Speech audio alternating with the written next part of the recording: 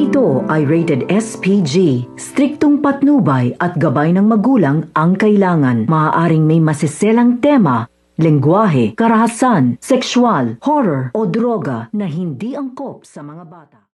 Mas tumitindi nga ang laban nito ni Tanggol dito nga kay Bong dahil nga sa pagdating ni Babol sa kanyang buhay at ngayon ay mukhang malalaman na rin nila kung ano pa talaga ang katauhan o katayuan nga nito ni Bong at ang kanyang mga kasama dito sa loob ng selda kung kaya tila ba paborito nga ito ni Chief at malalaman nga nila na ito ay lumalabas upang mautusan nga nito. Samantala makikita naman ni Noy etong si Beng at nakapusturang mayaman kung kaya't gulat na gulat siya.